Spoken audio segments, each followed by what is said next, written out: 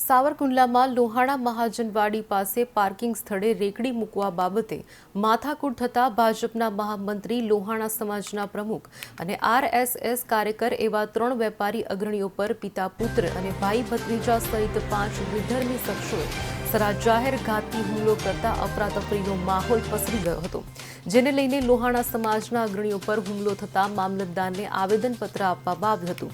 ઘટનાના વિરોધમાં શહેરના વિવિધ સંગઠનો દ્વારા બપોર પછી સાવરકુંડલા શહેર બંધનું એલાન આપવામાં આવ્યું હતું, જેના પ્રતિસાદ રૂપે શહેરના વેપારીઓએ પોતાની દુકાનો બંધ રાખી હતી। પોલીસ તંત્ર દ્વારા પણ શહેરમાં કોઈ અનિચ્છનીય ઘટના ન બને તે માટે થઈને ચુસ્ત પોલીસ બંદોબસ્ત પણ ગોઠવી દેવામાં આવ્યો હતો।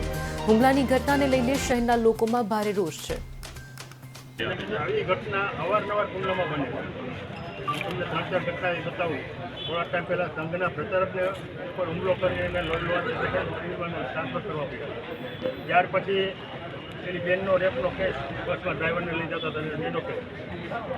ત્યાર પછી આજે જીકે કીધું કે 4 દી પહેલાં દુકાનમાં ખાલી મારી માથા પોલીસે ફરિયાદ ના લીધી અને આજની આ ઘટના। આવી ઘટના અવારનવાર કુંડલામાં બને છે। આપણે બધાને ખબર છે કે કુંડલા કેવું સ્થળ છે, કેવું સ્થળ છે, શું થાય છે, બધાને ખબર છે, પણ તંત્રને કંઈ ધ્યાને આવતું જ નથી। પરમદી 2 દિવસ પહેલાંની ઘટના તો કે પોલીસે ફરિયાદ જ નથી લીધી, શું કરવાનું? પછી જો પ્રજાને શાંત રાખવી હોય, પ્રજાની જાનમાલની સુરક્ષા કરવી હોય તો તંત્રએ કડક થઈને આ બધું કરવું પડે। એક દિવસ જો તંત્ર આવું નહીં કરે અને પબ્લિકનો આક્રોશ તો બહાર આવી જશે તો કુંડલા છે એ એકદમ એપી સેન્ટર છે, ગમે ત્યારે ગમે થઈ શકે એવું છે। આને ધ્યાનમાં લઈને પણ તંત્રએ કરવું પડે। અને બીજી વાત, આવી જે ઘટના બને અને એને માંડવાર કરવામાં આપણા ભાઈઓ જો એ લોકોને મદદ કરતા હોય તો પહેલાં એને ખુલ્લા પાડી પહેલાં એનો ઉપાય કરવો જોઈએ, પછી ઓલા લોકોને આપણે ઉપર જવું જોઈએ। તમને બધાને ખબર છે કોણ શું કરે છે।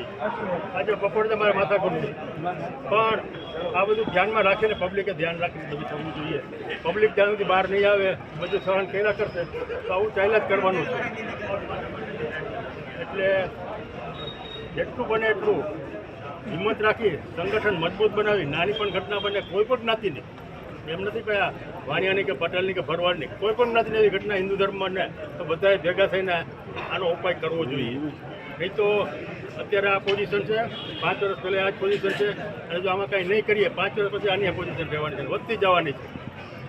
તમારી ઘરમાંથી દીકરીઓ તમારી ઘરમાંથી લઈ જાય ને તો તમે કાંઈ નહીં બોલી શકો।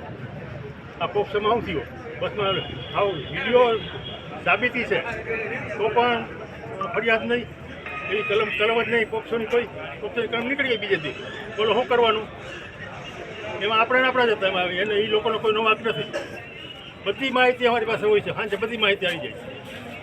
તો આપણને પણ આપણે તૈયાર કરવા પડે, સમજાવવા પડે। ન સમજે તો પછી આપણે આપણી રીતે ઉપાય કરવો પડે। આટલું ધ્યાનમાં રાખી અને સૌ સંગઠન સાથે જોડાઈ રહીએ અને આવી કોઈ ઘટના સાથે બનીને સામનો કરે। આજના લોહાણા મહાજનની સામે જે લોકોએ વિધર્મી લોકોએ જે હુમલો કર્યો હતો જગદીશભાઈ માધવાણી, રાજુભાઈ નાગરેજા ઉપર, જેને લઈને આજે આખા ગામે સર્વ હિન્દુઓએ, સર્વ લોકોએ ખૂબ સહકાર આપ્યો અને આવો સહકાર દરેક જ્ઞાતિ માટે મળતો રહે અને આવા બનાવો ફરી ન બને તેવી પોલીસ ખાતા કાળજી રાખે। સવારે 9:30 વાગે જે નિંદની અને હિચકારી ઘટના બની છે, લોહાણા સમાજના પ્રમુખ જગદીશભાઈ અને અન્ય આગેવાનો ઉપર અસામાજિક અને ગુંડા તત્વોએ જે જીવલેણ હુમલો કર્યો છે, એના વિરુદ્ધમાં શહેરમાં કાયદો અને વ્યવસ્થા જળવાય, ફરી વખત આવા ગુંડા તત્વો બીજા સામાન્ય પબ્લિકને હેરાન ન કરે, એના માટે આપણે બધા ભેગા મળી, દરેક સમાજ ભેગો મળી અને મામલતદારને આપણે આવેદનપત્ર આપવાનું છે। અને આ આવેદનપત્ર આપવા માટે આપણી સાથે આપણા જિલ્લાના આગેવાન ગજેરા સાહેબ પણ ઉપસ્થિત છે।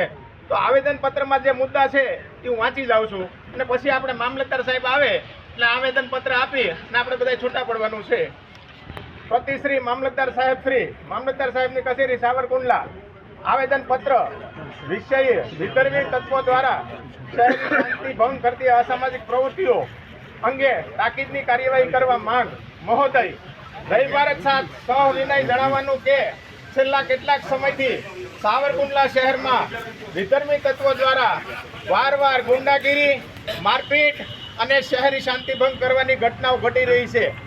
આ તત્વો ન માત્ર શાંતિપ્રિય નાગરિકોને હેરાન પરેશાન કરી રહ્યા છે, પરંતુ શહેરના સુશાસનને પણ આઘાત પહોંચાડી રહ્યા છે. આવી ઘટનાઓનો સામનો શહેરના સામાન્ય નાગરિકો માટે અસહ્ય બની ગયો છે. આજે આ તત્વો દ્વારા સાવરકુંડલા શહેર ભાજપ મહામંત્રી તથા શ્રી રામ જન્મ મહોત્સવ સમિતિના ઉપપ્રમુખ અને અન્ય એક વ્યક્તિ ઉપર જીવલેણ હુમલો કરવામાં આવેલ છે. થોડા સમયથી આ તત્વો દ્વારા સામાન્ય નાગરિકો અને વેપારીઓ સાથે મારપીટ, દાદાગીરી, જમીનો પર દબાણ કરવા અને ધાકધમકી આપવામાં આવે છે, જેનાથી લોકોમાં ભયનો માહોલ સર્જાયો છે. આ પ્રકારની અસામાજિક પ્રવૃત્તિઓ તાકીદે રોકવી જરૂરી છે. આવા તત્વો વિરુદ્ધ કડકમાં કડક કાર્યવાહી થાય, ન્યાયની માંગ સાથે શહેરના નાગરિકોએ આજે તારીખ 28 નવેમ્બર 2024 ગુરુવારે બપોર પછી શાંતિપૂર્ણ બંધનું એલાન કર્યું છે. અમે આશા રાખીએ છીએ કે આ બંધ દ્વારા શાસનનું ધ્યાન આ ગંભીર મુદ્દા તરફ આકર્ષવામાં સફળ રહીશું.